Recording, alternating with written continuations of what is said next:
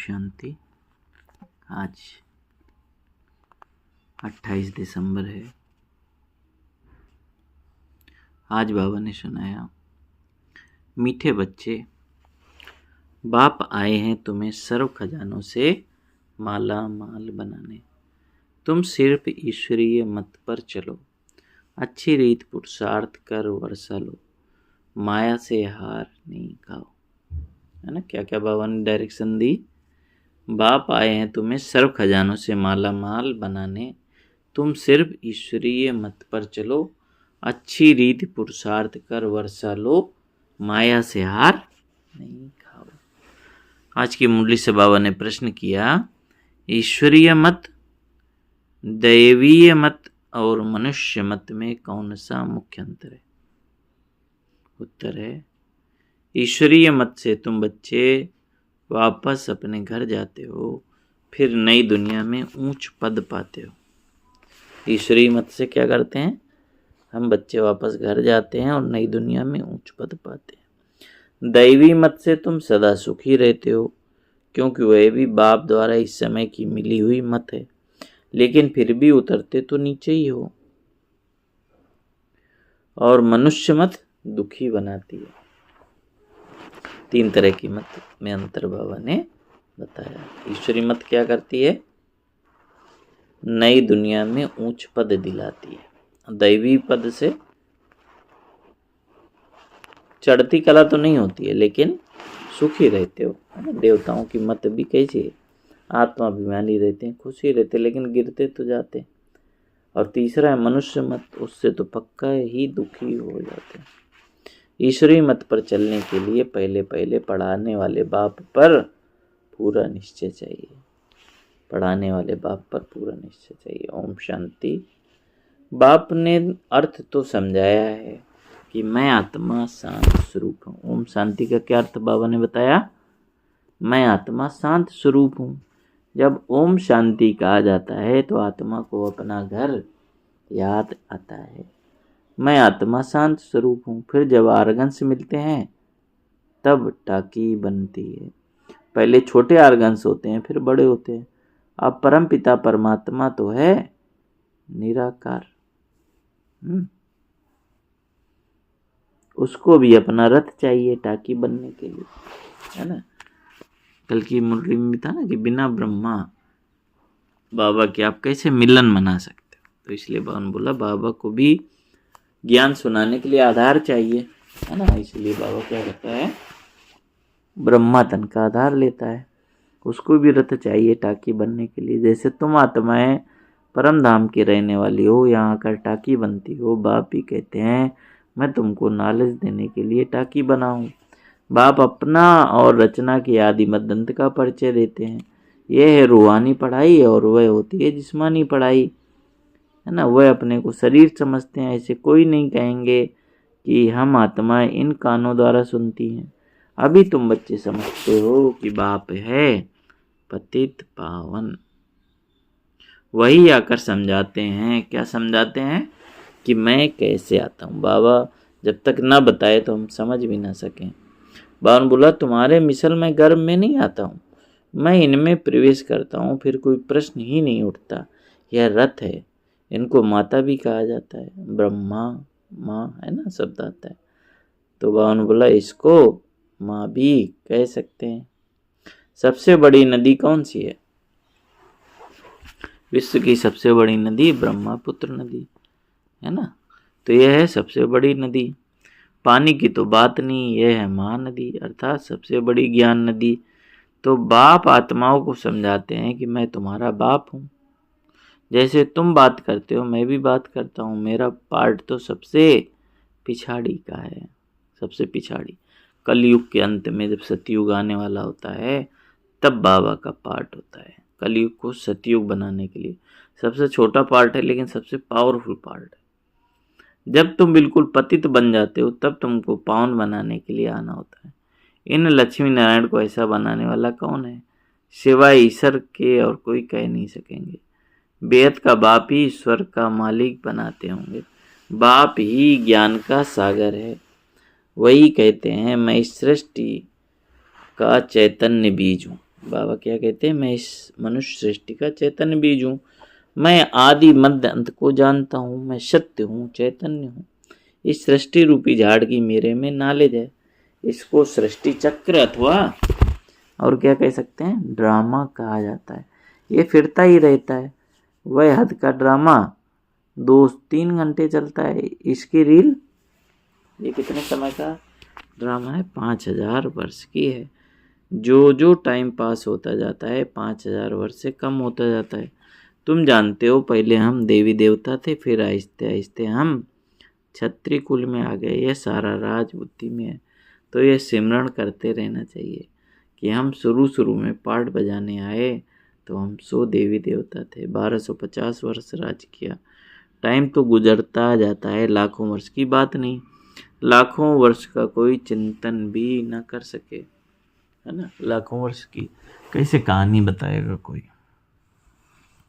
तुम बच्चे समझते हो हम ये देवी देवता थे, फिर पाठ बजाते, वर्ष पिछाड़ी वर्ष पास करते करते अभी कितने वर्ष पास कर चुके हैं, कितने वर्ष पास हो गए, 5000 वर्ष। धीरे धीरे सुख कम होता जाता है। हर एक चीज़ सतो प्रधान, सतो रजो तमो होती है, पुरानी जरूर होती है। यह फिर वह बेहद की बात है। यह सब बातें अच्छी रीति बुद्धि में धारण कर फिर औरों को समझाना है। सब तो एक जैसे नहीं होते, जरूर भिन्न भिन्न रीति समझाते होंगे। चक्र समझाना सबसे सहज है। ड्रामा और झाड़ दोनों मुख्य चित्र हैं, है ना। एक तो सृष्टि चक्र है ना, गोला, और कल्प वृक्ष दोनों मुख्य हैं। कल्प वृक्ष नाम है ना। कल्प की आयु कितने वर्ष की है ये कोई नहीं जानते। मनुष्यों की अनेक मत है, कोई क्या कहेंगे, कोई क्या कहेंगे। अभी तुमने अनेक मनुष्य मत को भी समझा है और ईश्वरीय मत को भी समझा है। कितना फर्क है। ईश्वरीय मत से तुमको नई दुनिया में जाना पड़े और कोई भी मत से, दैवी मत या मनुष्य मत से वापस नहीं जा सकते। दैवी मत से तुम उतरते हो क्योंकि कला कम हो जाती है। आसुरी मत से भी उतरते हो, परंतु दैवी मत में सुख है और आसुरी मत में दुख है। दैवी मत भी इस समय बाप की दी हुई है, इसलिए तुम सुखी रहते हो, है ना। सतयुग में देवी देवताएं, है ना, उनको बुद्धि कौन सी, अभी संगम युग पर जो आत्मा ज्ञान लेती है उसी अनुसार दैवी कुल में जाती है। तो दिया हुआ खजाना किसका है ना। अभी संगम युग पे जो हम आत्माओं को मिला तो भगवान बोला वही तुम्हारे आत्मा में संस्कार चले जाते हैं। तो भगवान बोला बेहद का बाप कितना दूर से आते हैं। मनुष्य कमाने के लिए बाहर जाते हैं, जब बहुत धन इकट्ठा होता है तो फिर आते हैं। बाप भी कहते हैं मैं तुम बच्चों के लिए बहुत खजाना ले आता हूँ, क्योंकि जानता हूँ तुमको बहुत माल दिए थे, वह सब तुमने गंवा दिए। तुमसे ही बात करता हूँ जिन्होंने गंवाया है। 5000 वर्ष की बात है, तुमको याद है। बाबा स्मृति दिला रहे, 5000 वर्ष पहले मिले हो। बाबा बोला 5000 वर्ष की बात तुमको याद है। कहते हैं हाँ बाबा, 5000 वर्ष पहले आपसे मिले थे, आपसे वर्षा लिया था। अब तुमको स्मृति आई है, बरोबर बेहद के बाप से बेहद का वर्षा लिया था। बाबा आपसे नई दुनिया की राजाई का वर्षा लिया था। अच्छा, बाबा कहते हैं फिर पुरुषार्थ करो। ऐसे नहीं कहो बाबा माया के भूत ने हमको हरा दिया। देह अभिमान के बाद ही तुम माया से हारते हो। लोभ किया, रिश्वत खाई, लाचारे की बात और है। बाबा जानते हैं लोभ के सिवाय पेट पूजा नहीं होगी। हर्जा नहीं, बल खाओ परंतु कहाँ फंस नहीं मरना। फिर तुमको ही दुख होगा। पैसा मिलेगा, खुश हो खाएंगे, कहाँ पुलिस ने पकड़ लिया तो जेल में जाना पड़ेगा। ऐसा काम नहीं करो, उसका फिर रिस्पॉन्सिबल मैं नहीं हूँ। पाप करते हैं तो जेल में जाते हैं, वहाँ तो जेल आदि होती नहीं। कहाँ पे, सतयुग में कोई जेल नहीं होती, क्योंकि पाप कर्म ही नहीं होगा। तो ड्रामा के प्लान अनुसार जो कल पहले तुमको वर्षा मिला है 21 जन्म के लिए, वैसे ही फिर लेंगे। सारी राजधानी बनती है। गरीब प्रजा, साहूकार प्रजा, है ना। प्रजा में भी अलग अलग पद होंगे, परंतु वहाँ दुख होता नहीं। ये भय गारंटी करते हैं। सब एक समान तो हो न सकें। चंद्रवंशी सूर्यवंशी राजाई में सब चाहिए। बच्चे जानते हैं कैसे बाप हमको विश्व की बात सही देते हैं, फिर हम उतरते हैं। स्मृति में आया ना, स्कूल में पढ़ाई स्मृति में रहती है, अभी भी बाप स्मृति दिलाते हैं। ये रूहानी पढ़ाई दुनिया भर में और कोई पढ़ा ना सके। गीता में भी लिखा हुआ है मन मना भाव, इसको महामंत्र वशीकरण मंत्र कहते हैं, अर्थात माया पर जीत पाने का मंत्र। कौन सा? मन मना भाव। माया जीते जगत जीत, माया 5 विकारों को कहा जाता है। रावण का चित्र बिल्कुल क्लियर है, 5 विकार स्त्री में, 5 विकार पुरुष में। इनसे गधा अर्थात टट्टू बन जाते हैं, इसलिए ऊपर में गधा का सिर दिखाते हैं। अभी तुम समझते हो ज्ञान बगैर हम भी ऐसे थे। बाप कितना रमणीक रीति बैठ पढ़ाते हैं, वह है सुप्रीम टीचर। बाबा कितने प्यार से सारे जन्मों की, है ना, सारी शास्त्रों की, राम रावण, है ना, सत्कर्म विकर्म, सबका ज्ञान बाबा मुरली के द्वारा कितना रमणीक रीति बैठ बताते हैं। वह है सुप्रीम टीचर। उनसे जो हम पढ़ते हैं वह फिर औरों को सुनाते हैं। पहले तो पढ़ाने वाले में निश्चय करना चाहिए, बोलो बाप ने हमको यह समझाया है, अब मानो या न मानो। यह बेहद का बाप तो है ना, श्रीमत ही श्रेष्ठ बनाती है, तो श्रेष्ठ नई दुनिया में जरूर चलना चाहिए। अभी तुम समझते हो हम खिचड़ी की दुनिया में बैठे हैं, दूसरा कोई समझ ना सके। वहाँ हम बहिष्ठ स्वर्ग में सदा सुखी रहते हैं, यहाँ नरक में कितने दुखी हैं। इसको नरक कहो, अभिशय वितरणी नदी कहो, पुरानी दुनिया चीची है। अभी तुम फील करते हो कहाँ सतयुग स्वर्ग, कहाँ कलयुग नरक। स्वर्ग को कहा जाता है वंडर ऑफ वर्ल्ड, त्रेता को भी नहीं कहेंगे। यहाँ इस गंदी दुनिया में रहने से मनुष्यों को कितना दुख है। विष्टा के कीड़ों को भ्रमरी भूमू कर आप समान बनाती है। तुम भी किचड़े में पड़े थे, मैंने आकर भूमू कर तुमको कीड़े से अर्थात शूद्र से ब्राह्मण बनाया ना। बाबा ने कितनी मेहनत की, रोज मुरली सुना सुना के नाली के कीड़े से फूलों का भंवरा बना दिया, कितना आप सामान बना दिया। तो बाबा ने बोला शूद्र से ब्राह्मण बनाया, अभी तुम डबल सिरताज बनते हो, तो कितनी खुशी रहनी चाहिए। पुरुषार्थ भी पूरा करना चाहिए। बेहद का बाप समझानी तो बहुत सहज देते हैं, दिल से लगता भी है। बाबा सच सच कहते हैं, इस समय सभी माया की दुबन में फंसे हैं, सब माया की दुबन में फंसे हैं। बाहर का सुख कितना है, बाबा समझाते हैं, हम तुमको दुबन से बचाते हैं, स्वर्ग में ले जाते हैं। स्वर्ग का नाम सुना है, अभी स्वर्ग तो है नहीं, सिर्फ यह चित्र है। यह स्वर्ग के मालिक कितने धनवान थे। भक्ति मार्ग में रोज भल मंदिर में जाते थे, परंतु ये ज्ञान था नहीं। अभी तुम समझते हो भारत में ये आदि सनातन देवी देवता धर्म था। इन्हों का राज्य कब था यह किसको पता नहीं। देवी देवता धर्म के बदले अब फिर हिंदू कहलाने लगे हैं। शुरू में हिंदू महासभा का प्रेसिडेंट आया, बोला हम विकारी असुर हैं, अपने को देवता कैसे कहलाएं। हमने कहा अच्छा आओ तो तुमको समझाएं, देवी देवता धर्म की स्थापना फिर से हो रही है, हम तुमको स्वर्ग का मालिक बना देंगे, बैठकर सीखो। बोला दादाजी फुर्सत कहाँ, फुर्सत नहीं तो फिर कैसे बनेंगे। तो बाबा ने बोला कि जब अगर फुर्सत ही नहीं तो कैसे बनोगे, है ना, इसमें तो कुछ समय देना। हर पढ़ाई, कोई भी पढ़ाई पढ़ते हैं उसमें तो समय देना पड़ता है। तो बाबा ने बोला कि फुर्सत नहीं तो फिर देवता कैसे बनेंगे, पढ़ाई है। बेचारे की तकदीर में नहीं था, मर गया। ऐसे भी नहीं कहेंगे कि वह कोई प्रजा में आएगा, नहीं, ऐसे ही चला आया था।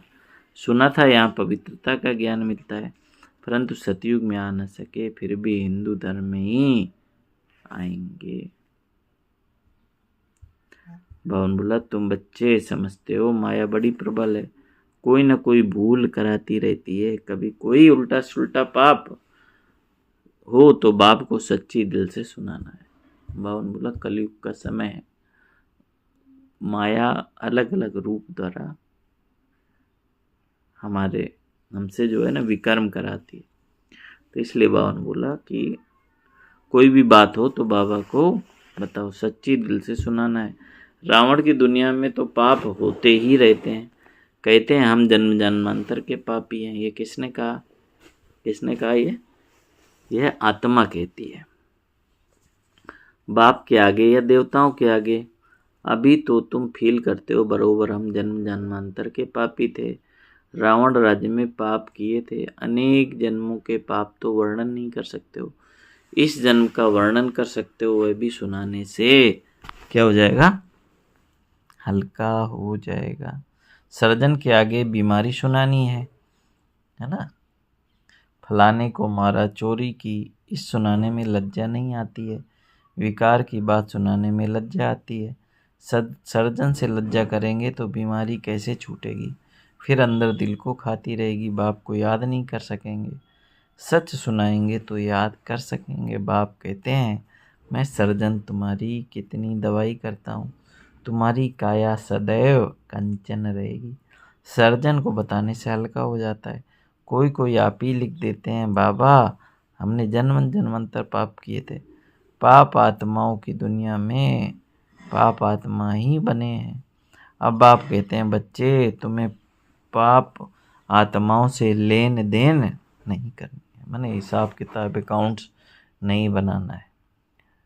बाबा ने कहा कि सच्चा सदगुरु अकाल मूर्त है। बाप वह कभी पुनर्जन्म में नहीं आते। उन्होंने अकाल तख्त नाम रखा है परंतु अर्थ नहीं समझते।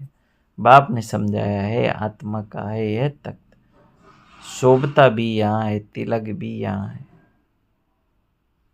असल में एकदम बिंदी मिसल देते थे, है ना? तो बाबा ने बोला सच्चा अकाल मूर्त शिव बाबा वह जन्म मरण में नहीं आते। उन्होंने अकाल तख्त दुनिया में वैसे नाम रख दिया, लेकिन अकाल तख्त बाबा ने बोला आत्मा का जो तख्त है ब्रकुटी में, है ना? असल में तिलक एकदम बिंदी मिसल देते थे। अभी तुमको अपने आप को तिलक देना है। बाप को याद करते रहो। जो बहुत सर्विस करेंगे तो क्या होगा? बहुत प्रजा बनाएंगे, फिर बड़े महाराजा बनेंगे। नई दुनिया में पुरानी दुनिया की पढ़ाई थोड़ी ही पढ़ना है, तो इतनी ऊंच पढ़ाई पर फिर अटेंशन भी देना चाहिए।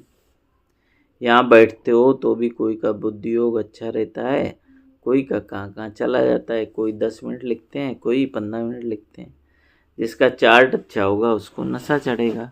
बाबा इतना समय हम आपकी याद में रहे, 15 मिनट से जास्ती तो कोई लिख नहीं सकते, बुद्धि इधर उधर भागती है ना बाबा? तो पूरा अनुभव है कि आत्मा कितना देर एकाग्र होकर बाप की याद में बैठ सकती है। तो उन्होंने बोला 15 मिनट से जास्ती लिख नहीं सकते, बुद्धि इधर उधर भागती है। अगर सब एक रस हो जाएं तो फिर कर्मातीत अवस्था हो जाए। बाप कितनी मीठी मीठी लवली बातें सुनाते हैं। ऐसे तो कोई गुरु ने नहीं सिखलाया। गुरु से सिर्फ एक थोड़ी ही सीखेगा। गुरु से तो हजारों सीखते हैं। गुरु से कोई एक थोड़ी सीखे, गुरु से हजारों सीखते हैं। सदगुरु से तुम कितने सीखते हो? यह है माया को वश करने का मंत्र। माया 5 विकारों को कहा जाता है। धन को संपत्ति कहा जाता है। लक्ष्मी नारायण के लिए कहेंगे कि उन्हों के पास बहुत संपत्ति है। लक्ष्मी नारायण को कभी माता पिता नहीं कहेंगे, है ना? कभी संकल्प में भी क्या निकलता? देवी देवता, है ना? माता पिता नहीं निकलता है ना? भगवान के लिए निकलता है।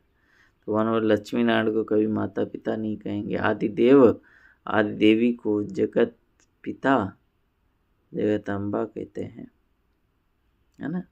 आदिदेव का बाबा ने नाम दिया। आदिदेव आदि देवी को जगत पिता जगत अम्बा कहते हैं, इनको नहीं।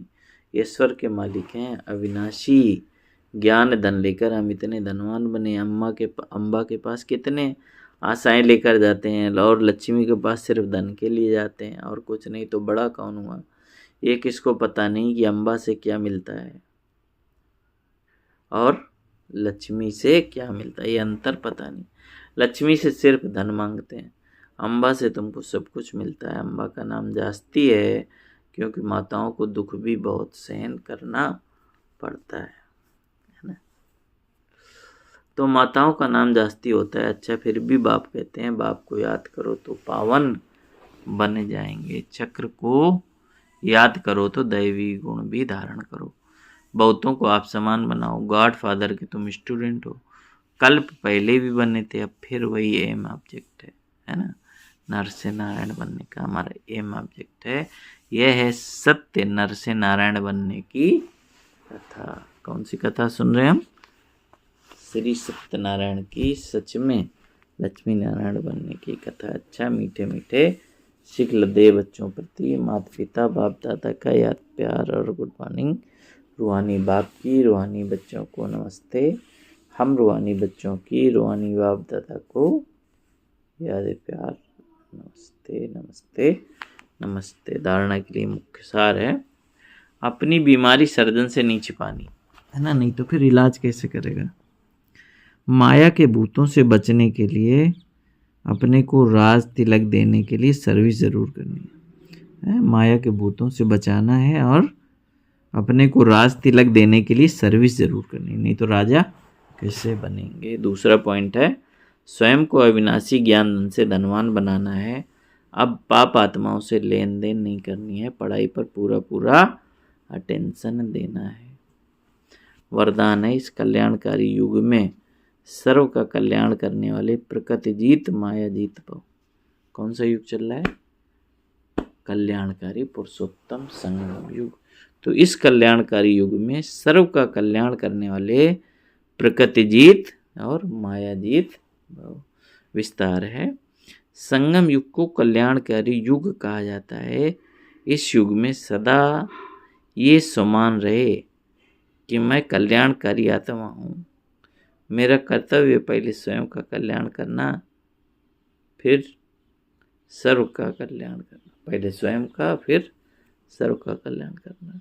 मनुष्य आत्माएं तो क्या, हम प्रकृति का भी कल्याण करने वाले हैं, इसलिए प्रकृति जीत माया जीत कहलाते हैं। क्या क्या टाइटल है हमारा? प्रकृति जीत माया जीत भी है। जब आत्मा पुरुष प्रकृति जीत बन जाती है तो प्रकृति भी सुखदायी बन जाती है। आत्मा को पुरुष भी कहा जाता है और शरीर को प्रकृति कहा जाता है। तो आत्मा का जब शरीर पे नियंत्रण हो जाता है तो बाहर की प्रकृति पे भी हो जाता है, प्रकृति भी सुखदायी बन जाती है। प्रकृति व माया की हलचल में आ नहीं सकते, उन्हों पर अकल्याण के वायुमंडल का प्रभाव पड़ नहीं सकता। अच्छा, ओम शांति। स्लोगन है, एक दूसरे के विचारों को सम्मान दो तो माननीय आत्मा बन जाएंगे। एक दो के विचारों को सम्मान दो तो क्या हो जाएगा? माननीय आत्मा बन जाएंगे। अच्छा, ओम शांति, ओम शांति।